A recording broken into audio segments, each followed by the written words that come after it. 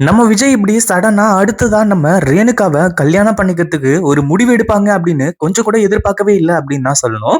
அதாவது இப்போ ரேணுகா கொஞ்சம் கொஞ்சமா வந்து அதாவது மனநிலை எல்லாம் மாறி ரொம்ப நல்லா மாறிட்டு வந்துட்டு இருக்காங்க அப்படின்றது இவங்க எல்லாருமே நம்பிக்கிட்டு இருக்காங்க. அதாவது இங்க இருக்கக்கூடியது சுடர்ன்னு யாருக்குமே தெரியாது. நம்ம மல்லி என்னதான் சொன்னாலுமே கூட யாருமே நம்ப போறதும் கிடையாது.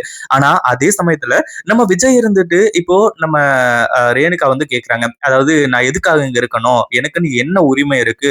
நீங்க தாலி கட்டாம வந்து வச்சுட்டு இருக்கிறதுக்கு நான் யாரு? நான் வந்து உங்க பொண்டாட்டியே கிடையாது. நான் இங்கிருந்து போறேன் அப்படின்ற மாரி வந்து சொல்லி, இங்கிருந்து ரேணுகா கிளம்புறதுக்காக முயற்சி பண்ணும்போது, நம்ம விஜய் சொல்றாரு, "நான் உன்னோட கழுத்துல தாலிய கட்டுறேன்" அப்படின்ற மாரி சொல்லி, அந்த ஒரு நேரத்துல மல்லிக்கு மிகப்பெரிய பிரச்சனையாச்சு. மிகப்பெரிய அதிர்ச்சியும் ஆச்சு. உண்மையிலேயே என்ன பண்றது? ஏது பண்றது? அப்படின்னு விஜய்க்கு ஒண்ணுமே புரியாம தான், இந்த மாரி ஒரு சிச்சுவேஷன்ல இந்த மாரி ஒரு விஷயத்த சொல்லியிருக்காங்க அப்படின்றத நம்ம மல்லி புரிஞ்சுக்கிறாங்க. ஆனா அதே சமயத்துல இப்படி நம்ம விஜய் வாய விட்ட அடுத்த செகண்ட் எல்லாமே இப்படி டக்கு டக்குன்னு நடக்கும் அப்படின்னு கொஞ்சம் கூட எதிர்பார்க்கவே இல்ல.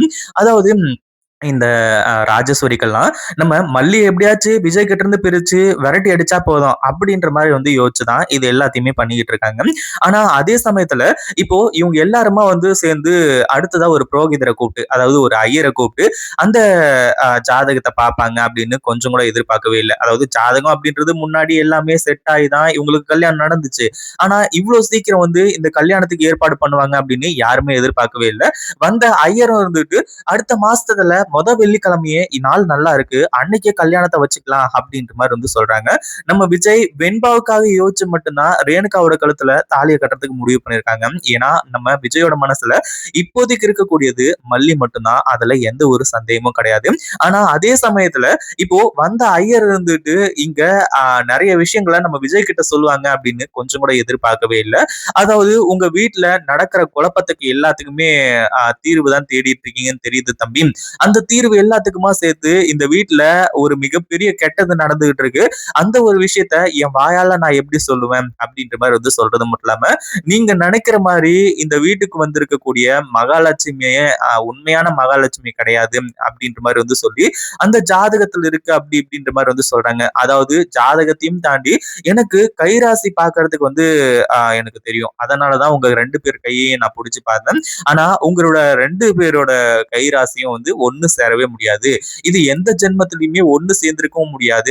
இது எப்படி சாத்தியமாச்சு அப்படின்ற மாதிரி வந்து எனக்கு தெரியல. அதுவும் இல்லாம நீங்க நினைச்சுக்கிட்டு இருக்கிறது எல்லாமே ரொம்ப தப்பு. அதாவது என்னோட கணிப்பு என்ன சொல்லுது அப்படின்னா, இங்க இருக்கக்கூடிய ரேணுகாவே கிடையாது அப்படிங்கிற மாரி சொல்லுது அப்படின்ற மாரி சொல்லி, விஜய கூப்பிட்டு இந்த ஒரு விஷயத்த சொல்றாங்க. விஜய்க்கு பயங்கரமான அதிர்ச்சி இருக்கு. ஏன்னா வந்தவரு அந்த ஜாதகத்த பார்த்து அடுத்ததா வந்து 4 நட்சத்திரத்த மட்டும் குறிச்சு குடுத்துட்டு போயிருந்தாரு அப்படின்னா பிரச்சனையே கிடையாது. ஆனா அவரு அதாவது கைராசியான ஆளு, கைராசி பார்க்கிறவரு அப்படி இப்படின்ற மாரி வந்து சொல்லி அத பார்த்ததுனால, இந்த ரேணுகா அதாவது இந்த சுடர பத்தின ரகசியங்கள் கொஞ்சம் கொஞ்சமா வெளிய வர ஆரம்பிச்சிருச்சு.